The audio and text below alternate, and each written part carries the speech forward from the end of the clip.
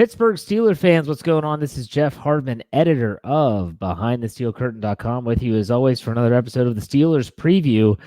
There's no three amigos tonight. It's just two, the dynamic duo. Brian Anthony Davis, I don't know if he's out slaying dragons or wrestling bears in the woods. Lord knows what he's up to, but he's not here. But Dave Schofield's here. Dave, how's it going? It is going well. It is, Jeff, what I'm shocked with, what I can't believe is that not only is there this fantastic game coming up Sunday night where we get to watch the first team play, but 1 week from now, we'll be watching the final preseason game. Yeah. Which means we're at the end, which means we're right there to start it. We'll get the cut downs and be ready to go with real football that counts towards the record. Is it just me? Maybe anyone in the live chat? This would be a good opening question for the live chat to get everything rolling. And I'll ask you this, Dave. You think the Steelers are ready?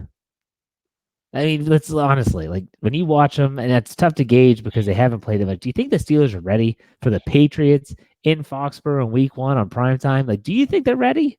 Is anybody ever really ready? Because think about it, the Patriots don't start the best either. No. The Chiefs were ready. The Chiefs were ready a few years ago. Oh yeah, the Chiefs were ready. I'll be honest with you. Mike Tomlin is kind of, he's right with what he says. He's like, everyone's improving at this stage. The key is you got to win along the way as you're getting better. That's true. And when we get to Stat Geek, we'll get a little bit more into this to see if they're doing the right thing with how much they play their starters and everything.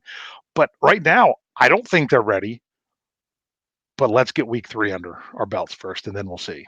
I like to always think, everyone says that, week 3 is the quote unquote final dress rehearsal for the starters. And that's because it's the last time you're going to see players like Ben Roethlisberger.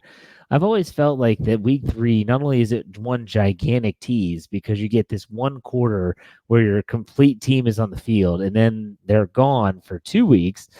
But not only that, I kind of feel like it's a damned if you do, damned if you don't scenario. So if you go out there in week 3, and we saw this, if you think back, I'm trying to remember who they played. I think it was Jacksonville, maybe, where Martavis Bryant hit like a 96-yard touchdown on the first play on the week 3. They just lit up the scoreboard. They did it in New Orleans a couple years ago too in the preseason, and everything on offense was just like click, click, click, click, click, click, click.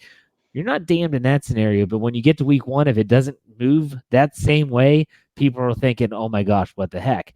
Then again, if you go out there and you stumble and you don't look good and you kind of meander your way around and you don't look cohesive and you look like you're very, really rusty, people are going to be up in arms that you should have played more, things of that nature.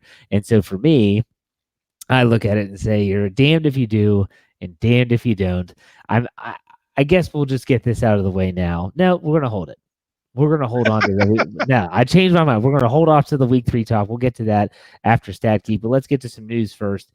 Before that, Vodka Drinker did put $8.88 into the tip jar. We appreciate that. He said, if anyone thinks Vince Williams isn't needed on this team, have you seen that Ravens team? We need Vince to bust that run game up.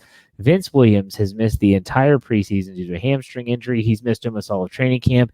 People need to remember that there will be a spot for him on this team, period. And while Felicia says the Ravens are up 26-0 at the Eagles at halftime, I just threw up in my mouth a little bit. Okay, so let's get started. The news this week, I want to start off with Daryl Drake. Obviously, passing was traumatic. It was tragic. And the Steelers said, Mike Tomlin said in particular, that there is a plan in place. We're just not ready to release that plan yet. Today, Thursday, when this is being recorded, they finally made it official that Ray Sherman is going to step in as the wide receivers coach. Dave, when you saw this, your reaction was what? It's about time they announced it because we all knew what it was going to be. Yeah. It seemed like it was news when they said, oh, Ray Sherman's now working with the receivers. And then we're like, wait a second, he's been there the whole camp. They just kind of shifted him over into that group because he was there working with the offense anyway. There was a need there. It made sense. I think they're good.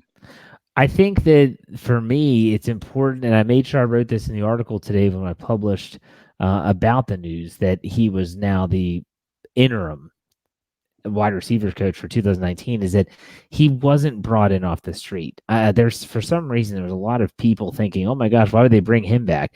They didn't bring him back for this job, like you said. He was with the team the entire camp, the entire month leading up to that point, and then they just said, "Look, can you come in, coach these receivers for a year?" And then maybe they bring him back next year if he does a good job. Maybe they look elsewhere. That's to be determined. But right now, Ray Sherman is the wide receivers coach. And you hear players like Juju Smith-Schuster talking.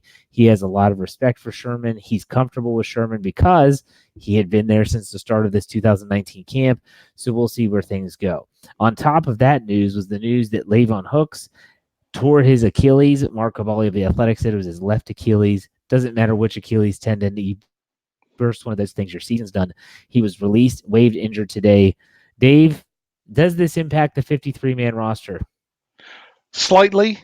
I had him as one of those guys when we did our 7 sleepers going into training camp. He was one of them. He actually finished 3rd in the voting. And then it's actually who I voted for, believe it or not, because I thought that he had a chance to come in and play well. And between LT Walton not coming back this year, so there was one spot available, and everyone's never quite sure what they're going to do with Dan McCullers because he's that one-trick pony that can only play nose tackle and can only just stand up and push the guys back and not even see where the running back is. That maybe that both Bugs and Hooks could look to replace McCullers and Walton. But the problem is we did not get that from Hooks this offseason. He had 1 tackle so far in the 2 games. So he had a much stronger preseason last year and the year before. It was 2 years where he wasn't on a team at all until he landed on the Steelers practice squad. So I was really hoping he could maybe make that push, but I guess I doubt anyone claims him off of waivers for this thing, that he'll end up having the injury settlement, which means he would go on IR with the Steelers, which mean they could still hold his rights depending on how that settlement all comes out. So that's what that is. I think it affected it a little bit. I think someone like a McCullers could maybe breathe a little bit easier.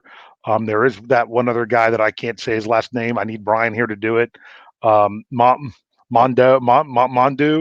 I don't know. It ends with an X.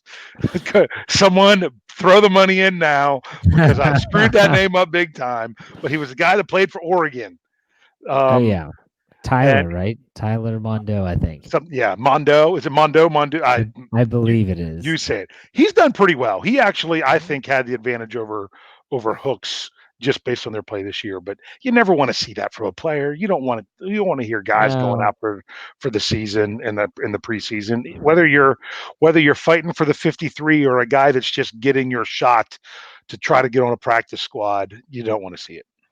Absolutely not. And it reminded me last year in the offseason, actually, it was mini camp, I believe, or it may have been OTAs when Gerald Hawkins, it's Henry Mondo. Thank you, Reed, for chiming in there. I'll put that up on the screen for everyone. Henry Mondo. He's actually a type 1 diabetic, just so you know, in case you didn't know that. My son's a type 1 diabetic, and so that's what kind of caught my attention when I saw an article about it. Very difficult to be a professional athlete and deal with that disease. Nonetheless, I will say that when I heard the news of him tearing his Achilles, of course you're like, that's just so crappy. But at the same time, it's better that it's him than say Cam Hayward. You know what I mean? So it's horrible. Yeah. It's horrible to think that way, and I don't like to think that way. But at the same time, I'm thinking that way. And a lot of people in the live chat right now are talking about the player they added to the 91-man offseason or preseason roster. Look, the people that they add now, if they're adding anyone, is likely because after week 3, they have to field a team to play in week 4 that's not going to include their starters. And so sometimes they have to add at a position like linebacker. I am not expecting this guy. I don't even know his name. Do you know his name? Yeah. You did the article. That's why. The last name's Elliott. Is it J-Rone? Is that how you say it? I don't know. It's Jayrone. Elliott is his last name. He actually, and I did not realize this until after I put the article out much later. I did not realize he was in the AAF last year. He or whenever it was, they were half of a season, but he was actually tied for the lead in sacks for the league and yet wasn't in an NFL camp. He played 3 years for the Packers, so he's not even practice squad eligible. But he's a guy that has some pedigree that could probably pick up on stuff, and they can. He's much easier to throw in into a game here in week 3 and week 4 than somebody who was just an undrafted rookie free agent this past year that might have already been cut from another team. So he's gonna fill that void, but to really think that he has a shot to make the team, it's a really, really, really long shot. Yeah. He would need a couple of Achilles to pop on the roster to start ahead of him for that to happen. But I'm not hoping that happens at all. Trust me. So that was some news, unfortunate news for Le'Veon Hooks. Now, the only other news really coming out of the Pittsburgh Steelers camp, which was what drove my Steelers burning question last night, Wednesday night. If you haven't checked that out, go watch us check it out on YouTube. Just search BTSC Steelers Radio or anywhere where you download your podcast. You can check that out. And it is about Joe Hayden. Earlier this week, Ed Bouchette, now of The Athletic, formerly of the Pittsburgh Post-Gazette, reported that Joe Hayden is the only player that the Steelers are going to try to get a new deal done before the regular season. That's not Sean Davis. Obviously, it's not Artie Burns. It's not Bud Dupree, who's on his 5th-year option. And it's certainly not Javon Hargrave. Now, Dave, when you listened to my show, correct? Yes, I did. Okay, I thought I saw you in the live chat. When you think about this, and let's assume that the Steelers are going to extend or get Joe Hayden a new deal, what would be the ideal situation for that to take place? Meaning, what would that deal look like, in your opinion? You outlined it perfectly. That you would like to see the new deal and not an extension, because technically you could say it's an extension and take his current salary this year and turn it all into signing bonus. You basically want to take the 10 million, like he's 11 some million cap hit this year, but he's actually being paid $10 million this year because it'll put him over the 100 million mark. You want to convert that all to signing bonus for the most part. And then whatever else you would give him on top of that for signing the longer deal would be his base salary for this year. So obviously you don't want to just sit back and pay him $10 million. You might have to throw him a little bit more, but you're going to get him then lower for a lower amount for the additional years, and you can spread it out over those years is the best way to do it. So you outlined it pretty much the way I would have outlined it. Okay. That's the way to do it. I wouldn't give him more than 3 with his age, and that's the way to do it. Okay, so here's the next question. Assuming we both agree that Hayden will get a new deal before the regular season starts, if you were to handpick someone that's slated to be an unrestricted free agent that you were going to target prior to the new league year starting in March of 2020, so someone that you're like, we are not letting this guy touch free agency, out of some of those players that I named, who is that player? I really don't want to lose Gravedigger. I don't want to lose Javon Hargrave, but he hasn't played enough because of I hate to say this, he'd be much better off in a 4-3 defense where he could play defensive tackle, not because he's not a nose, but just because he could stay on the field more. Because even the 3-4 defenses, what happens as soon as you're in nickel or dime or dollar or whatever other defense you're going to do, that first person off the field every time is your nose tackle. Every time.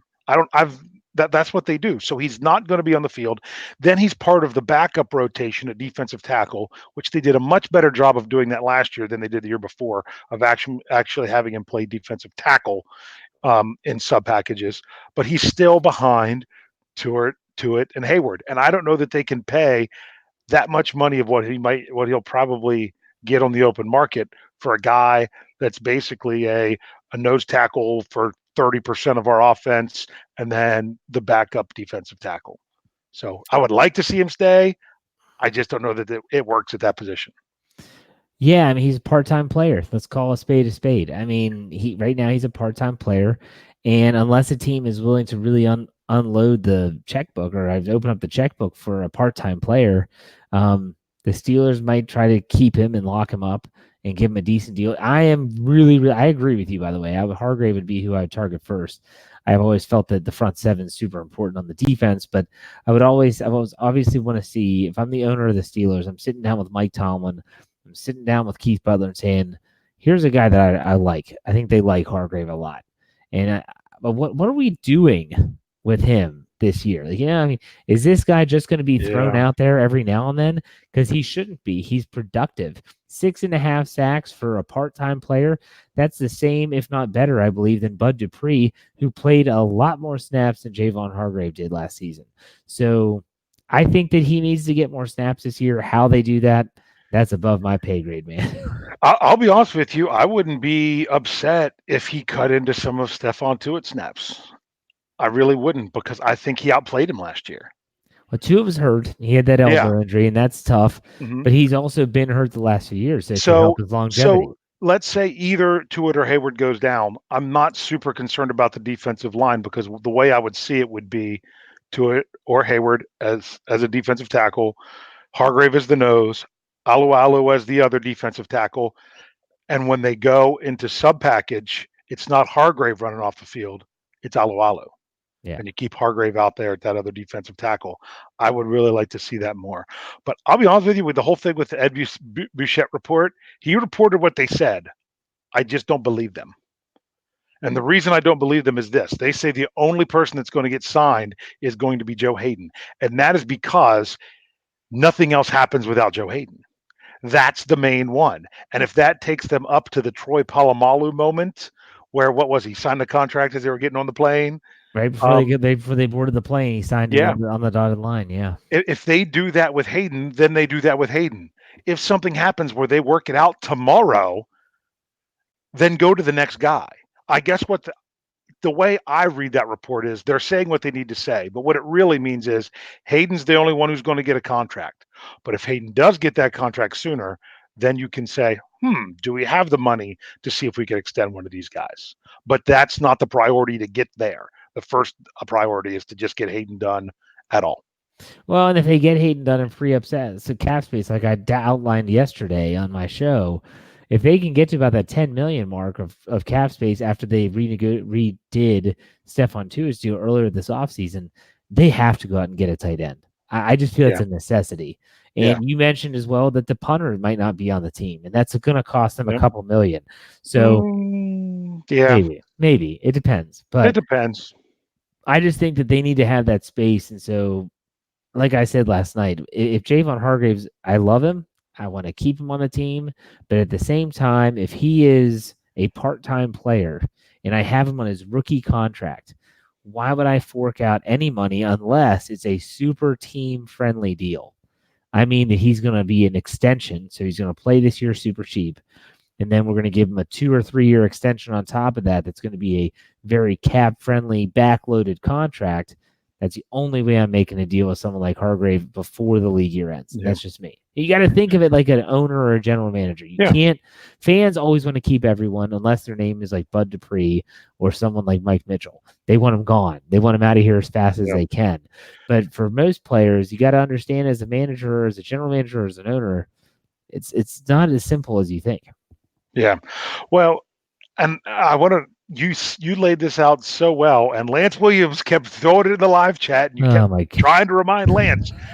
From the time the season gets over until the new league year starts, what is it? Sometime in March. It's usually It's like I think this past year's like March 4th or March 6th. Something early crazy. March, but the season ends in early February. You have like a whole month. Yeah, you have time to where you're the only one that can sign these players. Right. Now, a lot of them might say, "Why would I sign this when I could test the market?" But we've seen that. That's what happened with I don't think it was this time, but before, with Ramon Foster. Didn't that happen, where they say, here's the deal.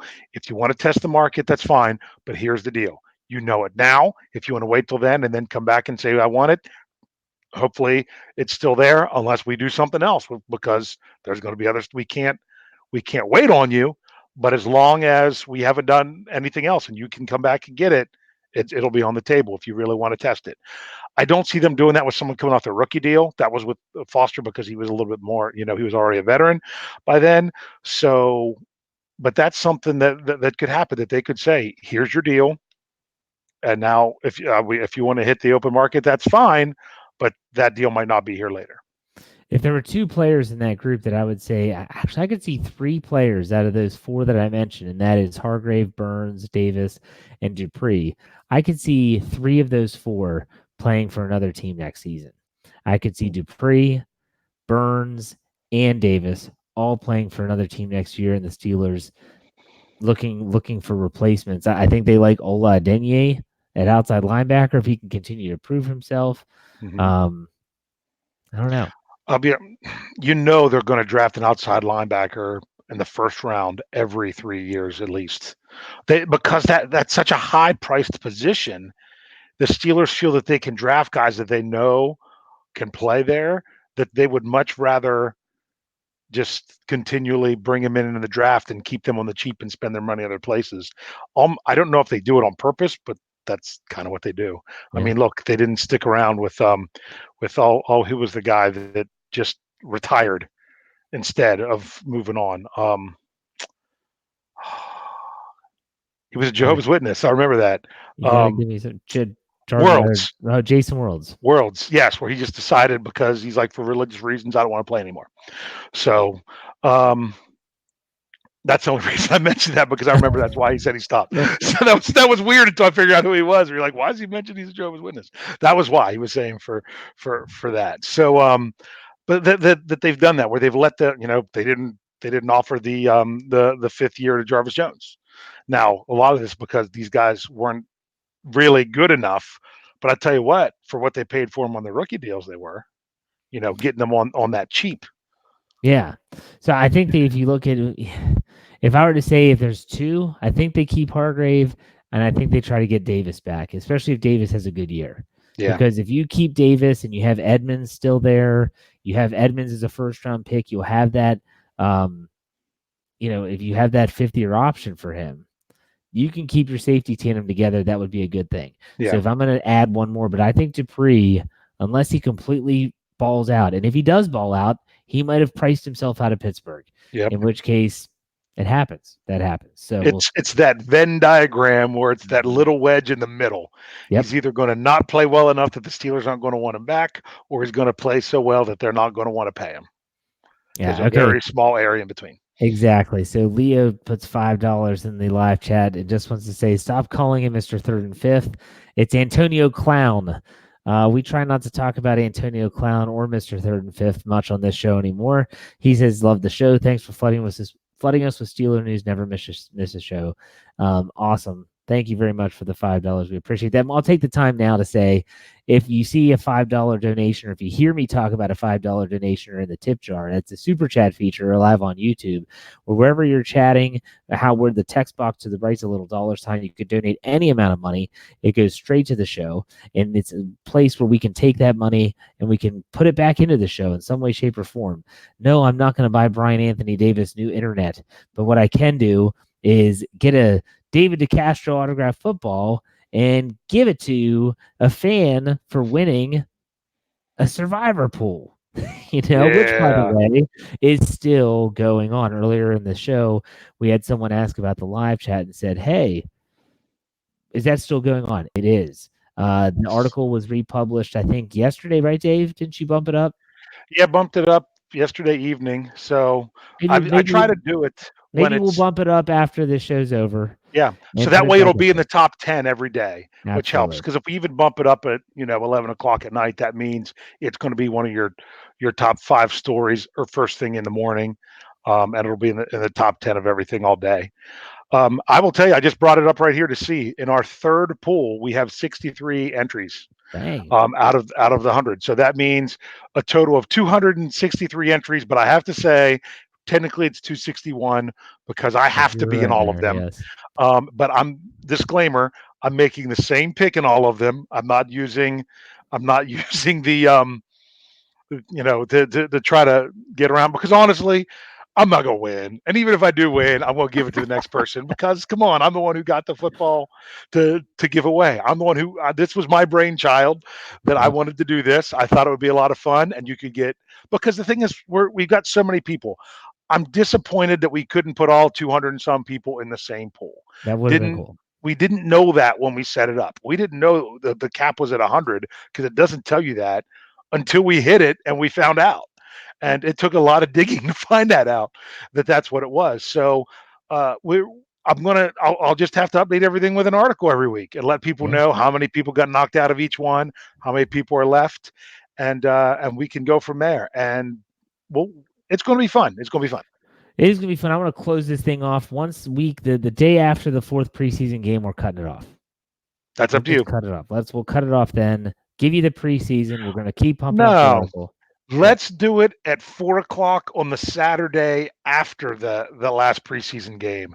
We Okay. will cut off the survivor pool at the same time that the Steelers have to make their final roster cuts. There you go. Okay, that's fine. That's fine. I like that. I like that a lot. So, okay, so if you haven't done that, check it out. He'll bump it up tonight after the show's over. We'll put that right on the main page. So go to behindthesteelcurtain.com. You'll get all the details.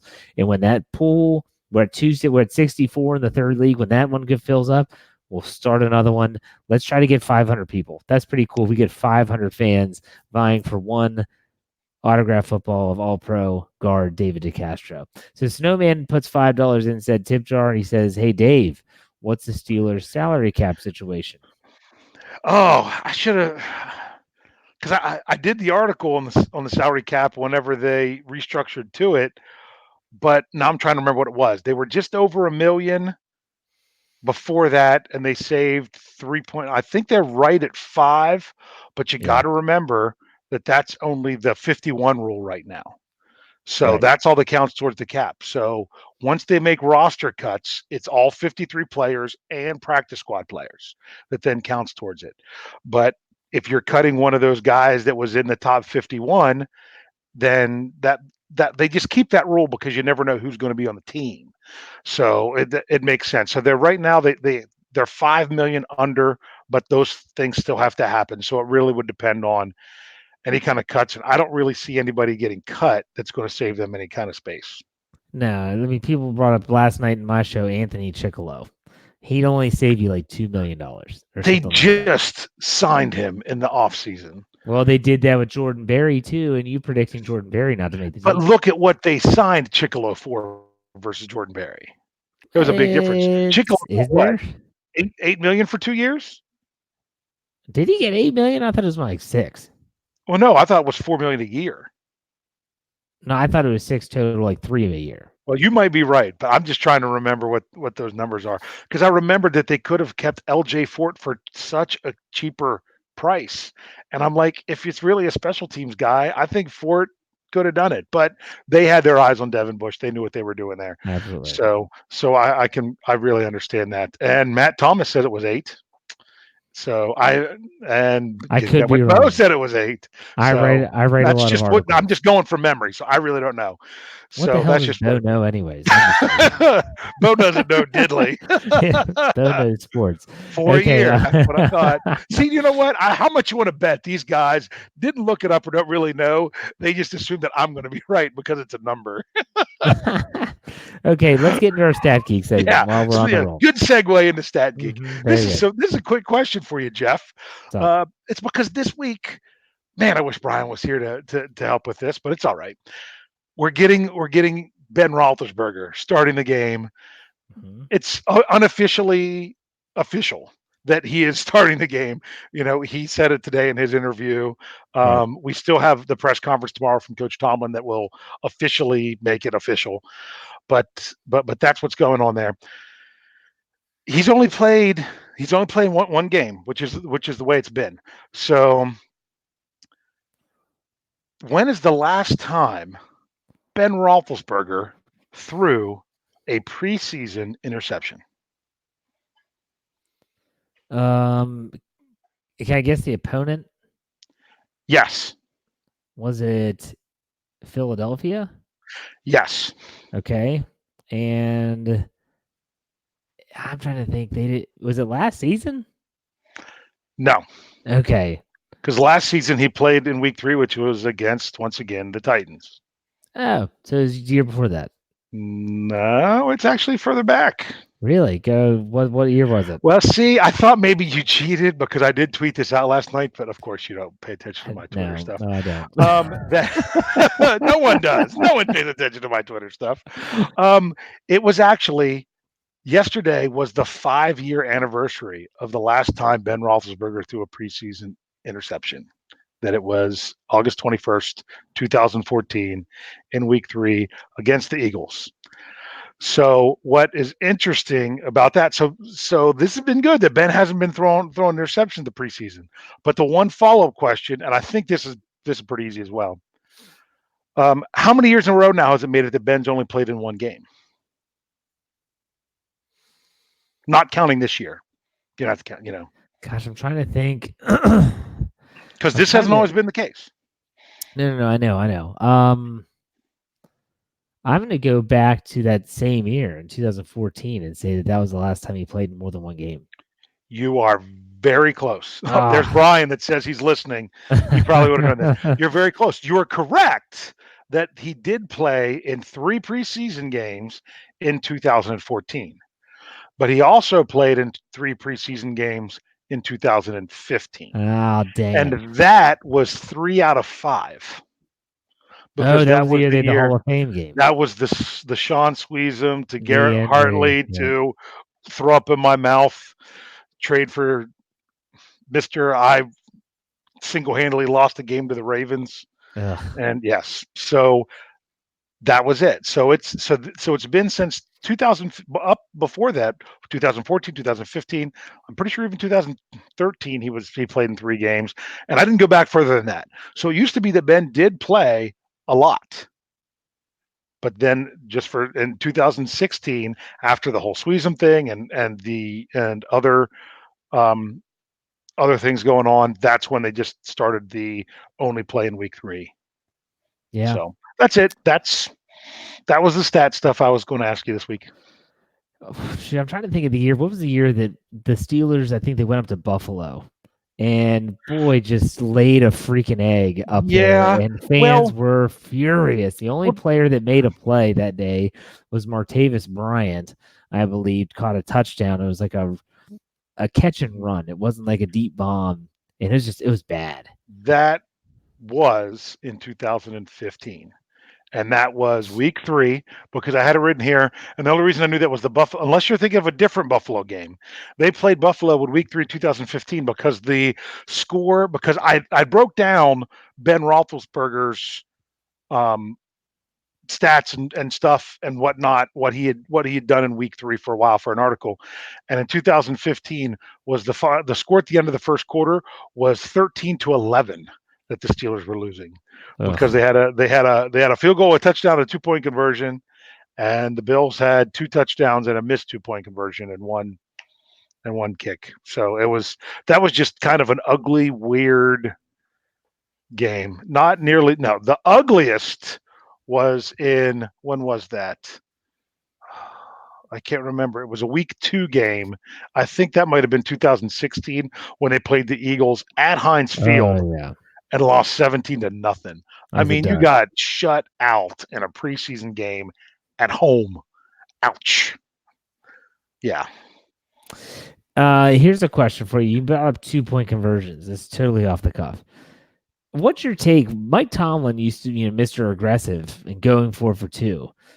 Where's your stance on that? You wish they would go for 2 more often to kind of put the pressure on the opposition, or are you more like me that says if you miss, you're chasing numbers now, and that's not a good thing? I don't mind if you score first, or if the other team only has a field goal and you score the first touchdown, and you're early, meaning first quarter or early second quarter. I don't mind. I don't mind trying to put that pressure on. I honestly, when I like it the most is when they get the opening kickoff, or if they held the other team on their opening drive and it's their opening drive and they march down the field and punch it on the end zone. You're like, you know what we're going to do? We're going to go for 2, and we're just going to show you that no matter what you do all game, you can't stop us. Because if you think about it, since it's basically a 50% play statistically whenever it's run, that if you do 2 of them in a game, then you're okay. But sometimes when you don't get them is when you start getting behind. Wasn't that what happened in that Dallas game? What was that, 3 years ago? Or when was it that The, Dallas? the game where they blew the lead and Zeke ran all over them at the Yes. fourth quarter. Yeah. That was Yeah. one of those can't get a 2-point conversion. You went for one early, didn't get it, was chasing the whole game, kept trying to get them and not getting them, and it came back to bite them with the situation there, because instead of um, needing to hold them to a field goal for a tie, a field goal was going to win. So so then you had to sell out to try to put him out of field goal range, and he busted for a touchdown. So it's when it doesn't work, you've got to pay the consequences. I mean, I was there week 1 with Tampa Bay. I don't get why Arians was. I mean, I understand the preseason he was going for it, but I was sitting there um, talking to our contest winner during the second half, and we both agreed that it was it was ridiculous on the next to last one to go for 2. They should have kicked the extra point. So that way, if they scored a touchdown by holding the Steelers, they would be going for 2 for the win. And if they don't get it, it's a loss versus, oh, let's go for 2 for the tie. So he just screwed that up. So I don't like it when they screw it up with the numbers, because people think there's a really good chart to go by and they still don't go by it. It's a feel thing for me. And if the Yeah. Steelers have good plays and good players, I mean, you can certainly do that. I hate, like I said, yeah, I agree with your thoughts on if the other team kicks a field goal or if you can, then you respond with a touchdown. Going for it makes sense, because if you don't get it, you're still just a field goal ahead. There's two sides to every coin in this discussion. So, all right, let's go right into week 3. I have a feeling that Brian Anthony Davis might be joining us sometime soon. But until then, let's go ahead. Week 3, Tennessee Titans, Pittsburgh Steelers, final dress rehearsal, and what everyone's going to be talking about is the new camera angle. Everyone's excited. If you didn't hear, this is just a quick sidebar. If you didn't hear, NBC, because this is on Sunday Night Football, is going to debut a new camera angle. No, this is not the Thursday Night Football. What did they call that? The camera angle behind the Sky Cam. You and your zones with Brian and his touchdown zone. It's the Sky touchdown zone. It's the Sky zone right above the touchdown zone. Yeah. And so this camera is going to be elevated. It's going to be supposedly on the sideline, which is where we're used to watching the football game from, but it's going to be elevated much more. So you're going to have more of an all 22 type look to the field. It'll be interesting. I kind of like the fact that you're going to see your normal layout, meaning they're moving left to right, right to left on your screen. I like that you'll get a little bit more depth in terms of where players are aligned, stuff like that. It'll be interesting to see. They're debuting it for the Steelers game. 2 years ago, they debuted Sky Cam with the Steelers against the Titans on Thursday Night Football, and that was the infamous Dilly Dilly game where Roethlisberger checked into the Dilly Dilly, which turned into our T-shirt that Dave wears on the show from time to time. I wore it last week. I didn't want to wear the same shirt twice. But if anyone was at the game this past Saturday and saw someone wearing, I have the gold Dilly Dilly with the black writing. My brother was there sporting the black Dilly Dilly with the gold writing. Getting lots of comments on the shirt. Did he? Good. So, cool. Yeah. By the way, not as much as I get when I wear the helmet, he said, but he still did pretty well. You know, he just walked by people and he just hear Dilly Dilly.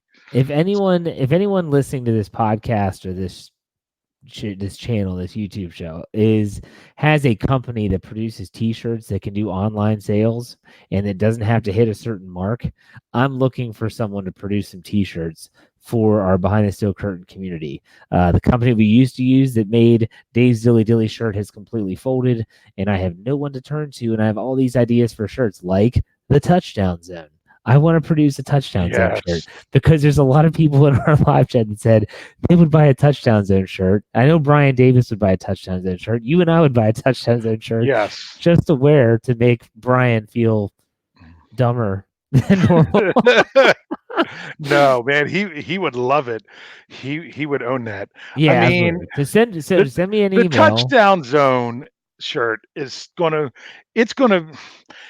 it's almost a special case that if we had to take orders and then just go through one distributor, I know someone that I don't know that they deal with the online orders and all that other stuff. That See, that's the if we thing. ever really I had to want just for that shirt, that one might almost be worth it. I want someone that has the setup where people can order online, use credit card. I don't see any I don't see the money transition. That's between them and the company. And you can toss me a percentage of the sales as I'm going to put this on our website, which is a very large website. We'll talk about that in detail. But still, if you're someone that has that available, you know someone, send me an email. Let's get this thing going. That's what I'm talking about. Do it for Drake shirts would be pretty cool too, Darren. And if that were the case, I would find Hashtag do it for Drake. I would absolutely send that money somewhere else. I'd have to look up Daryl Drake's family, try to send an email, say, is there a cause that we could donate the money to? We'll get to that. So if you're someone that owns a company or something like that, make sure that you obviously send me an email. Okay, week 3, outside the camera angle and all those stories. Name one starter that we haven't seen so far, at least not that much, that's not named Ben Roethlisberger that you're excited to see. I'd like to see a little bit more Juju get involved. I Okay. mean, he was out there on the field. He had, I think, one catch. Was it 3 targets? Maybe 4. Did he have a reception? I think he did. I thought I saw him in the stat line. That was the thing. But maybe he didn't. Maybe I'm confused. But He I mean, was targeted. He was targeted yes, on at least twice. yes. I know 2 times he was targeted that it was not complete. So I would like to see Juju, and of course I'd like to see Dante Moncrief Oh, bounce you back. just took mine, Dave. Gosh, I said one player, not 2, 1. I said one player. Now I want to see Moncrief. Then answer first before you ask, because I could come up with 6. It doesn't matter. Okay, so we'll go back to you. I want to see Moncrief. You could not have a worse debut with a new team than catching one pass for 1 yard and putting that ball on the turf right after a turnover, giving the ball back to Kansas City, and then you don't see the field. You don't. This is everything that Steeler fans hate. It brings up really bad memories. It brings back memories of Juju's fumble in New Orleans last year. It brings up memories of Stephen Ridley fumbling the ball several times.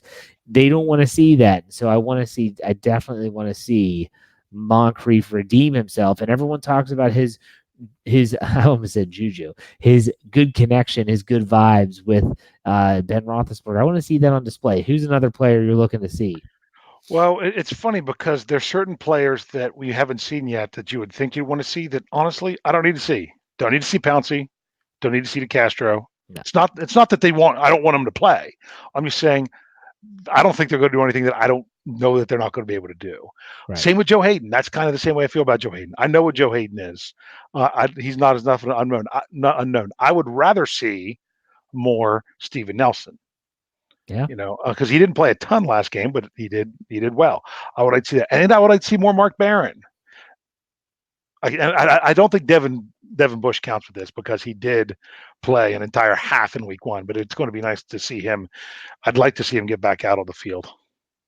Those rookies that did not play last week, like Bush, like Gentry. I want to see Bud Dupree, see if he can flash again. There were definitely signs of potential. We'll put it that way. And Bud Dupree's always had potential because he's an athletic freak.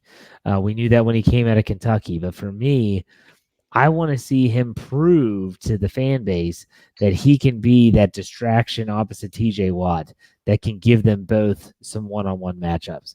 That's when, if you think about the greatest 3-4 outside linebackers in Steeler history, they worked together in tandem. And you can't send protection both ways. You just can't do it. If you're in a max protect situation, which becomes that's easy for the defense. You basically don't have to cover as many players in coverage. But for me, I want to see Dupree. Can he flash? Can he show more than just getting walked, pushed up the arc and out of the play as we normally have seen? I want to see Bud Dupree. Is there anyone else you're looking forward to seeing this Sunday night? Well, basically all the receivers, I'm not allowed to say Big Ben, but any of the receivers with Big Ben. We're getting this a lot in the live chat as we're saying, how is Ben going to play with James Washington? Okay, well, let's bring Ben. Let's bring. No. No, it's fine. No, it's fine. no. Okay. But no, we don't have to be Big bring Ben in, but it's Easy, easy for you to say. uh, but to see how those receivers, I'm because before Ben would just throw it to Mr. Third and Fifth a lot. Now I Right. have a feeling that you're going to see Ben throw it to Juju a lot. I want to see where he's throwing the ball. So yes, it has a lot to do with Ben, but you got to see if he's going to get limited work in the preseason, you've got to see what those receivers do, how they run their routes. Are they getting the read from him? And are they catching the ball when he gets it to them? Because that's going to show you who he's going to look for come week one. Yes, and you got to know that when Roethlisberger's in it, that ball's coming in different. It's different than Yeah. Dobbs. It's different than Rudolph. It's different than Hodges. It's coming in hot. It's got a special. Every quarterback, any player that in any sport that throws a ball, whether it's lacrosse, baseball, whatever, has its unique spin to it. It's a different angle of the way the ball's thrown, and so it's going to be interesting to see how these receivers handle that. I want to see Deontay Johnson. We didn't get to see much of him last week. If we saw him, he scored technically 2 touchdowns. Only one counted. and honestly, I went back and really broke down that interception. That was a brilliantly schemed play when Dobbs just threw the ball, in essence, 5 yards behind Johnson. I mean, everyone was running the opposite direction, further in the end zone. Grimble had ran a great, can't say pick, rub route There you go. to knock off the strong safety that was following Johnson across the field, and he had the step on him. All Dobbs had to do was get it out there to him, and that's a touchdown. He could have had 3. He could have had 3. Yeah, it's I watched the game back, and especially him. I like to watch, especially in the preseason, specific players. You go back, and I want to watch him coming out of. Well, that guy can run some routes, and there's a reason why he was compared to Antonio Brown, Mister Third and Fifth, as we call him on this show, because he is so crisp in and out of his cuts for a rookie. Yeah. He's only going to get better, but for a rookie, boy, it's really good to see. Question, Jeff, if you could, I want to know if you remember the specific play I'm talking about. It might have been his first reception this past week for Deontay Johnson, where The inside screen. Yes, where he basically caught that. It's funny because that's not your typical screen because it's really fast, but the ball actually goes a little bit further downfield than the typical than like a bubble screen would be. Right. And the way he just caught that on the run and cut and moved, didn't that kind of remind you of a certain player that used to catch balls? Yeah, they've run a bunch of it. I have often felt that Juju was when he was a rookie, they started putting in a lot of these inside screens for him because he's such a big body player.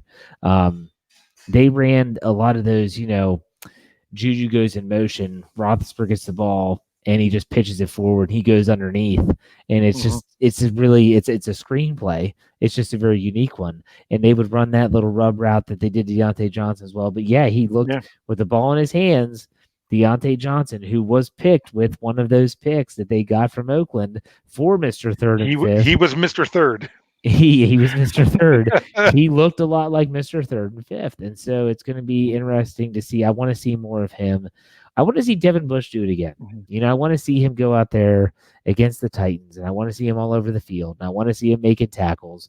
I don't care if he makes a mistake. He's going to make mistakes. He's not perfect. That's what I'm already getting that feeling from this fan base that they expect perfection.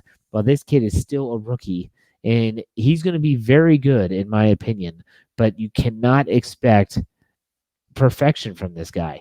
So I want to see him go out there. I want to see him flying around. If he makes a mistake, he makes a mistake. He'll learn from it. I'd rather in the preseason than the regular season. So for me, I'm looking to see Devin Bush. Anyone else? I wanted to comment on the one thing about that play we talked about with Deontay Johnson. It just seemed a lot like that touchdown that sealed the game against Cincinnati in week 6 last year. That was the 20 is straight up the middle. They ran a zero protection. They set an all blitz. That you're talking about? Yeah, well, and it was it was actually, I'm pretty sure it was Justin Hunter that ran that ran the rub there in order for him to get up there. It reminded me a lot of that play, but there was nobody in the middle to stop him. Right. With that one. So it just seemed it just seemed pretty good with all that. I'm sorry, I'm a little bit distracted from someone trying to take over the Here we show. go. Ladies and gentlemen, fashionably late as always, we welcome in Mr. Brian Anthony Davis. Oh, no, not anymore. As soon as we had him, he disappears.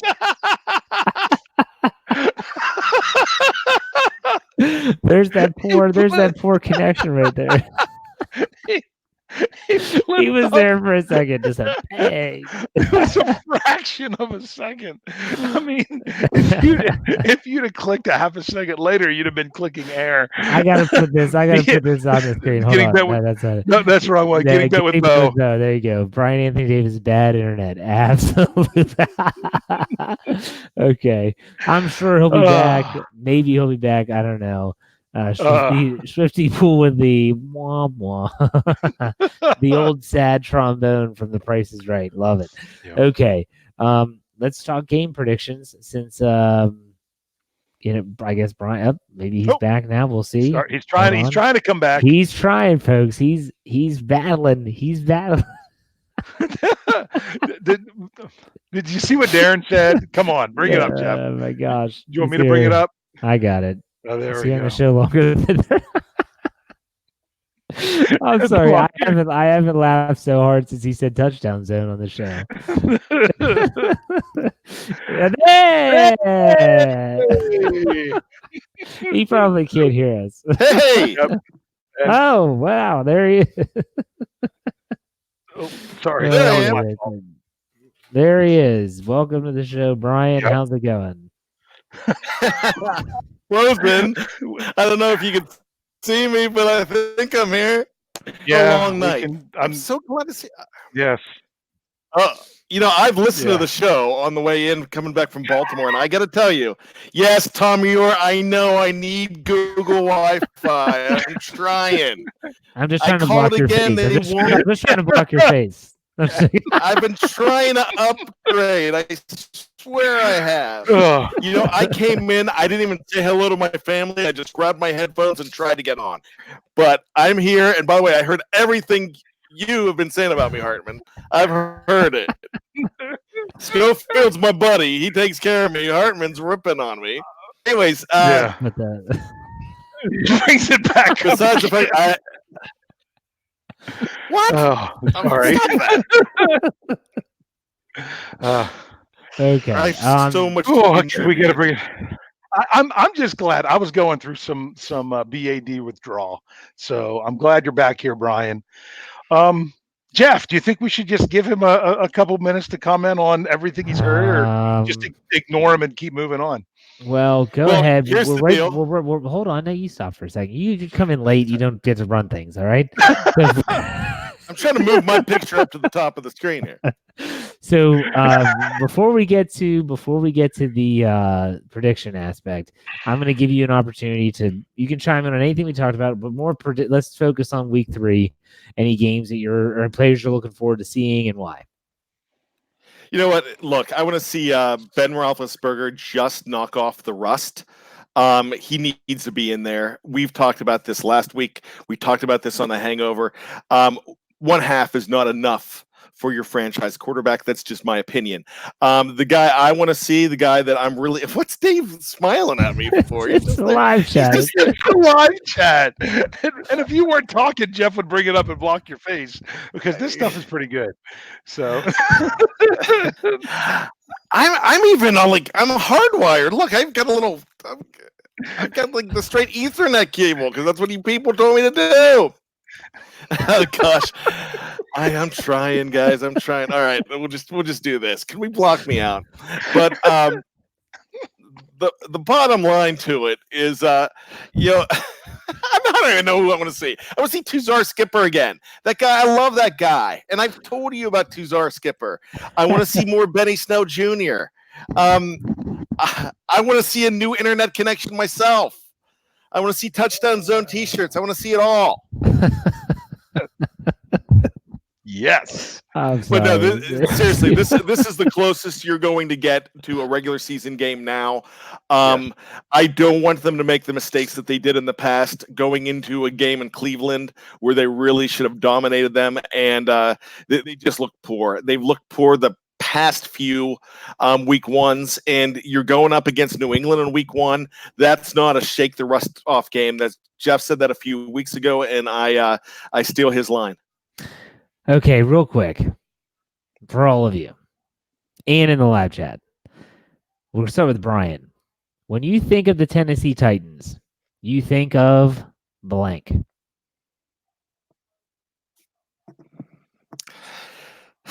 Yeah, Steve McNair, actually. That's the first thing that comes to my mind. What about you, Dave? The Houston Oilers in disguise. I think of Jeff Fisher.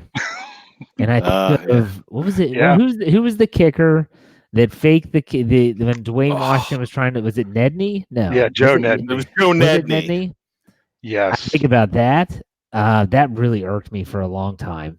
I think about, as Snowman said, when Casey Hampton knocked out Eddie George and caused the fumble. That was a big play.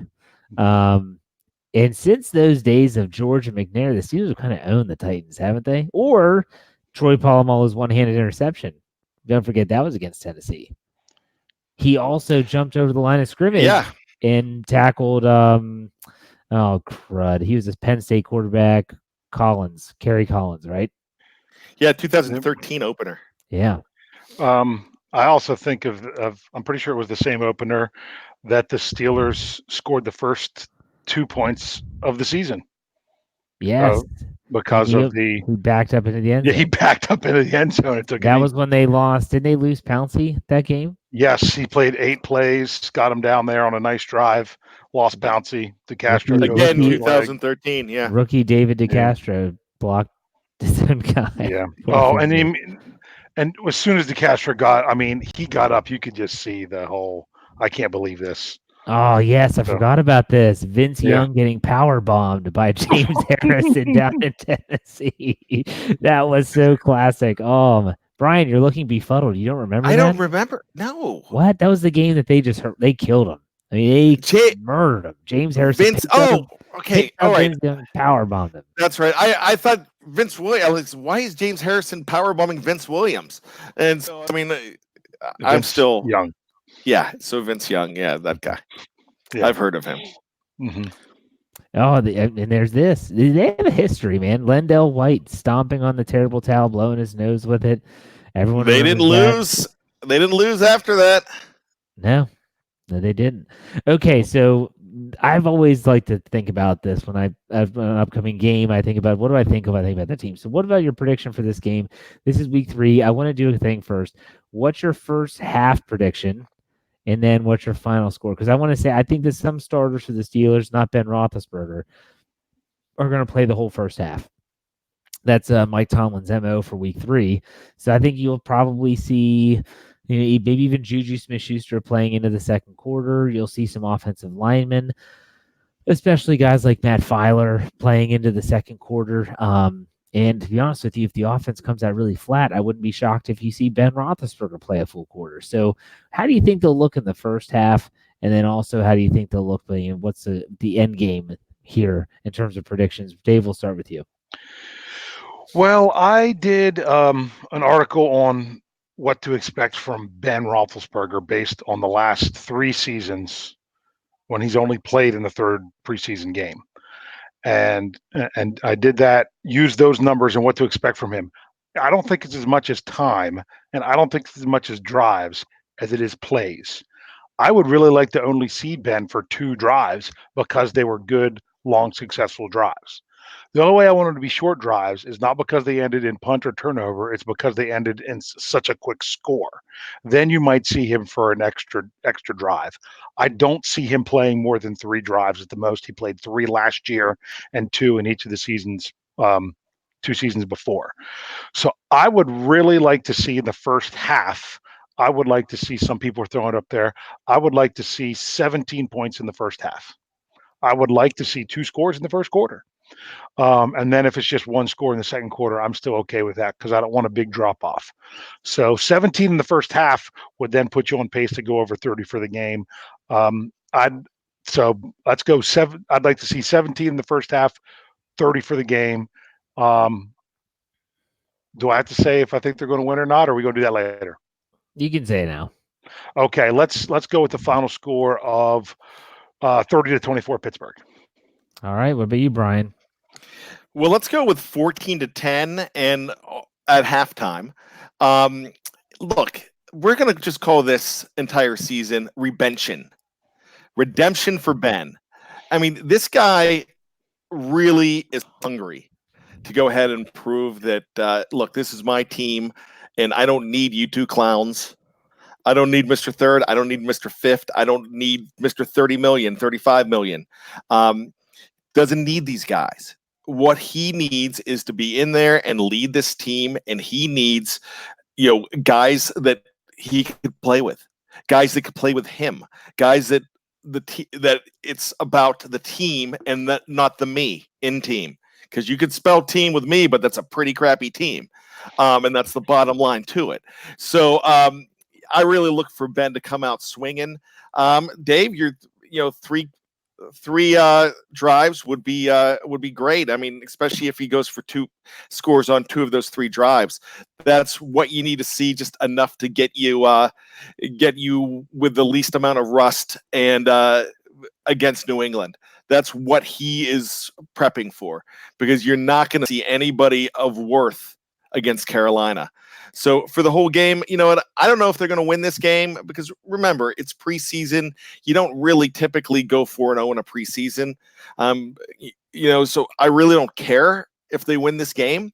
I mean, I want them to win the game, but the bottom line is no injuries, which we talk about all the time. I know that's easy to say, but I just want to see guys elevating themselves on the depth chart and making that Saturday at 4 p.m. really freaking difficult for the guys in charge.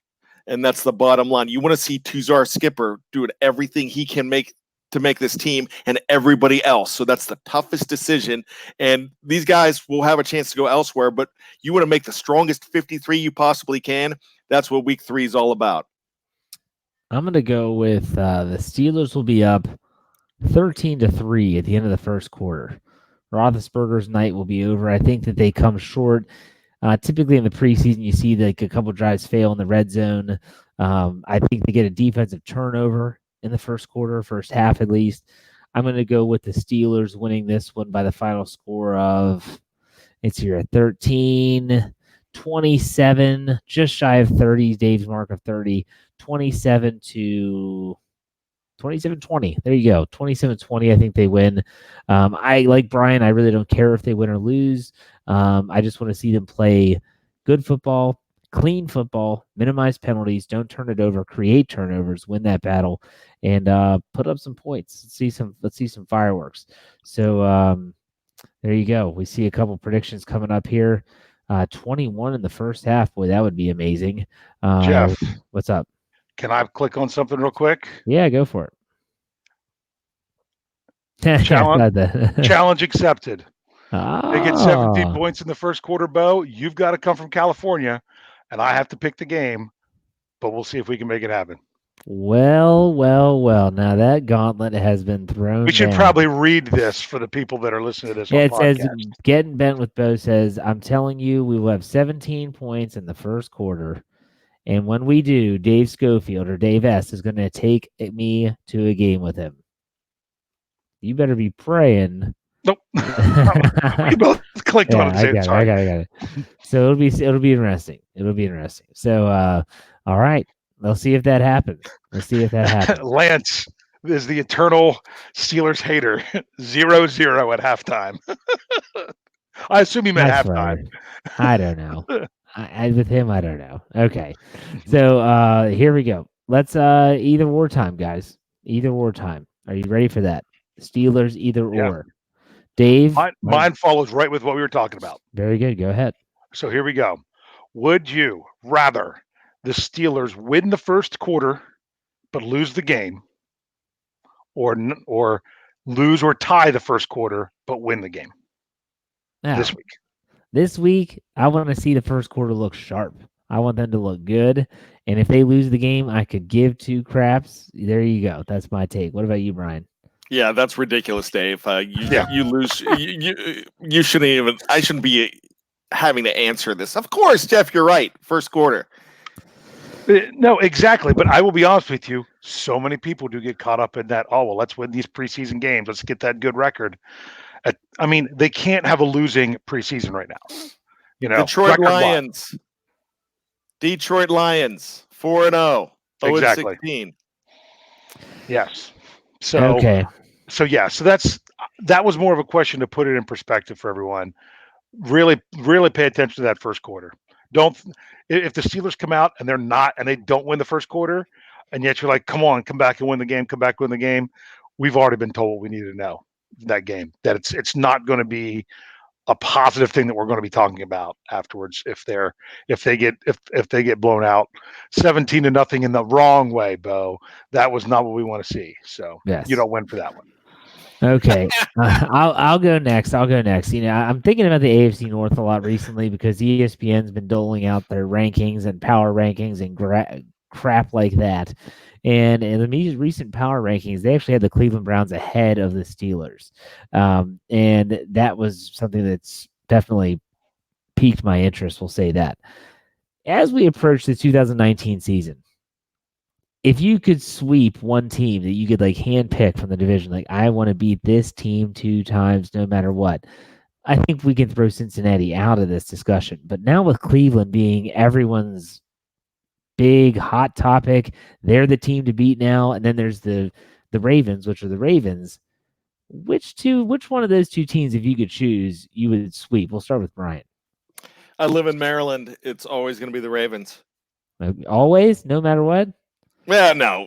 This year, it's still the Ravens. Because you know what they're doing, that passive aggressive. I don't know if our quarterback's going to be any good, blah, blah, blah, blah, blah. And they're going to be fine, and they're going to be dangerous. And they do that crap all the time, and I hate it. I hate purple. So anyways, bottom line to it, Ravens this year. What about you, Dave? Oh, geez, amateur. I dropped my muter, and I had where'd it go? Yeah, I didn't want to start talking without it. Yeah, it's the Ravens. But if I lived northeast of Pittsburgh, it might be the Browns now, but I don't. I live in Maryland. It's the Ravens. I live in Maryland, and I'm going to say it's the Browns. Because if you split with the Ravens, although it would be great to sweep them, it's kind of, when everyone looks at the schedule, most Steeler fans, if they're honest, they say, they're probably going to split with Baltimore. It's just the way it normally is. One team's going to win one, the other one's going to win the other. It used to be that both teams would kind of hold serve at home. This Cleveland team and these Cleveland fans are annoying. I can't stand Baker Mayfield. I don't I've never been an OBJ fan. All this stuff that's going on up there in Cleveland is just driving me nuts. I want someone to shut them up, and I want it to be the Pittsburgh Steelers that just lay the boom on them 2 times. I don't want them to have Myles Garrett and all his stupid comments about Ben Roethlisberger. And to answer the question that was on, let's hear, who was it? I'm trying to find it again. Someone just asked a question.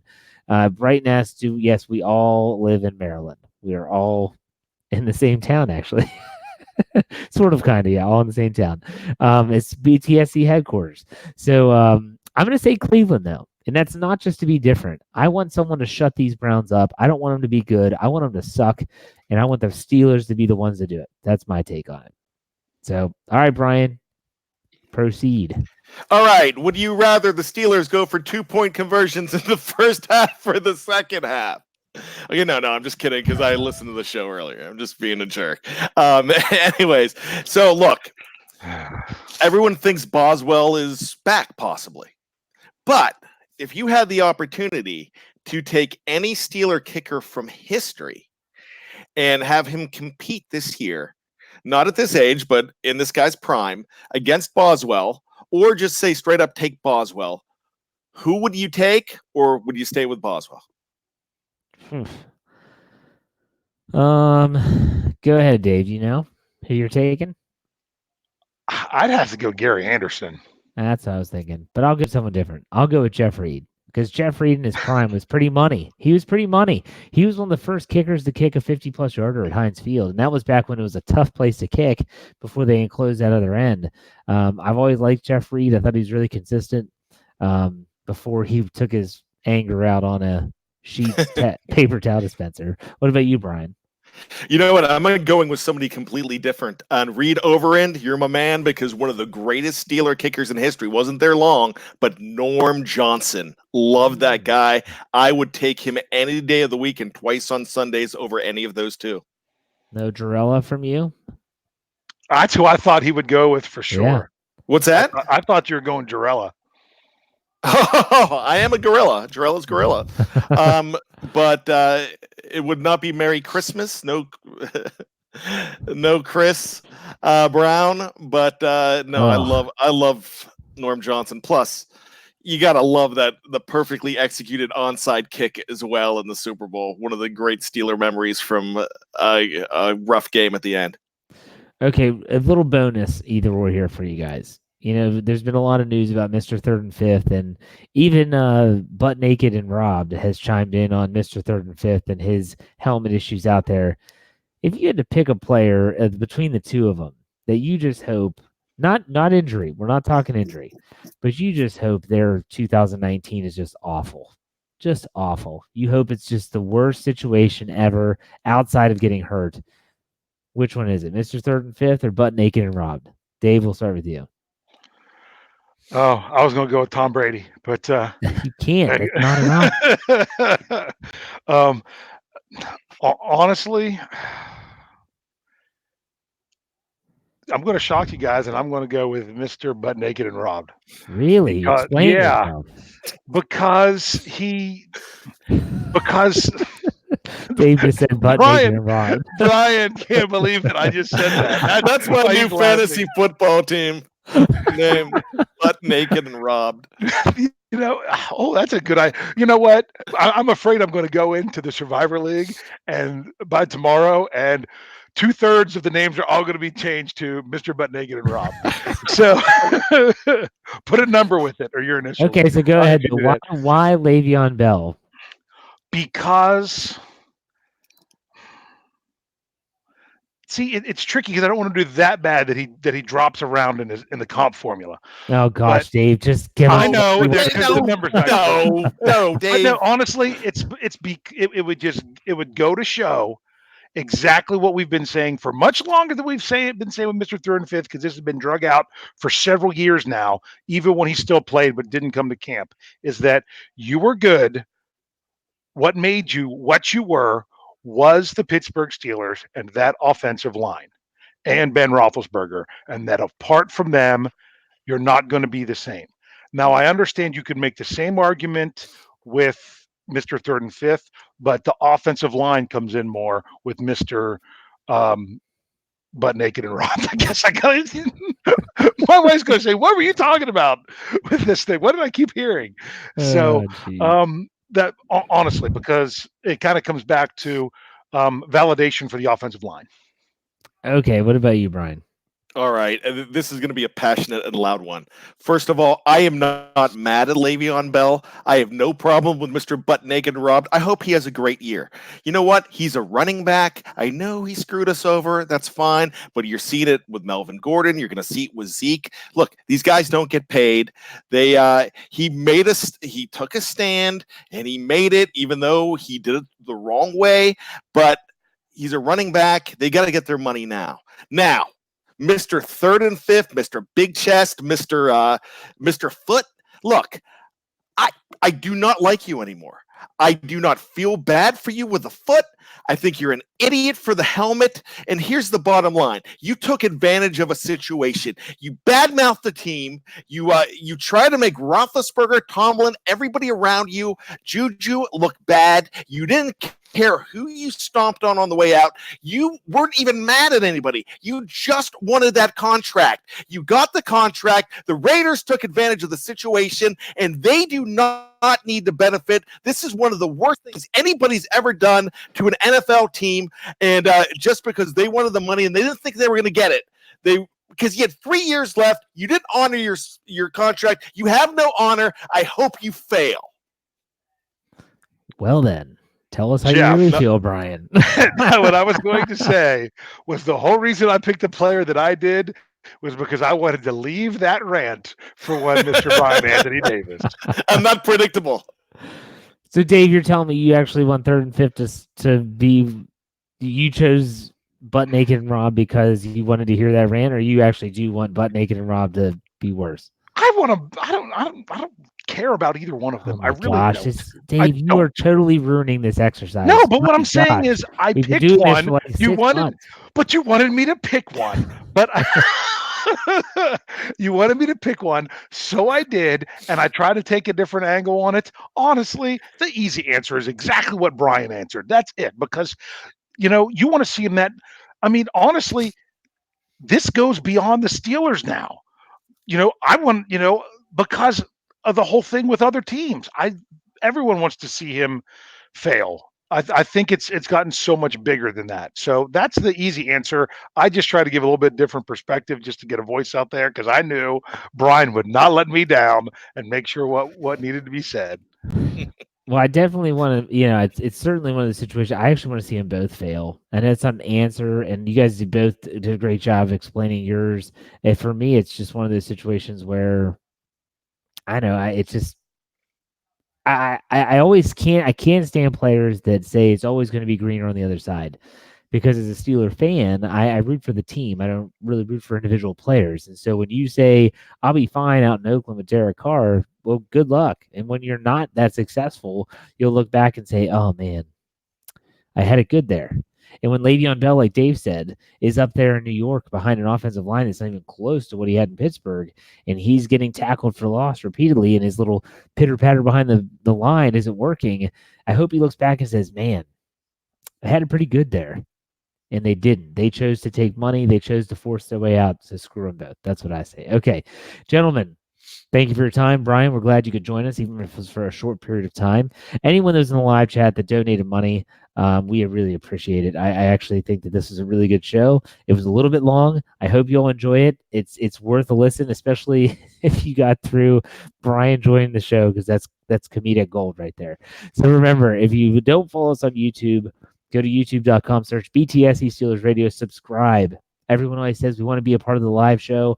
If you subscribe, turn your notifications every time we go live, you will get a notification. You won't miss a show. Also, go to anywhere you find your podcast, search Behind the Steel Curtain, subscribe. But please, if you listen on iTunes, I would love for you to give us a 5-star review if you truly believe in the content, and give us a comment. We're getting some newer ones, but it helps with our exposure on that platform. So go to iTunes, don't be lazy, give us a 5-star, and definitely give us a good comment. We appreciate it. BehindTheSteelCurtain.com, all your Pittsburgh Steelers needs. Yes, Dave. Jeff, are we next week? There's a game going on right now. Are we going to be on Wednesday next week? I'll figure it out. We'll let you know. Okay, guys. Hey, you've got to subscribe. You've got to subscribe, because we're not going to be the same night and time next week. So That's you right. need to subscribe, so that way you know. Right. Very good. Remember, as Lance Williams always says, tune in, tell a friend, and subscribe. We'll see you next week for another episode of the Steelers Preview.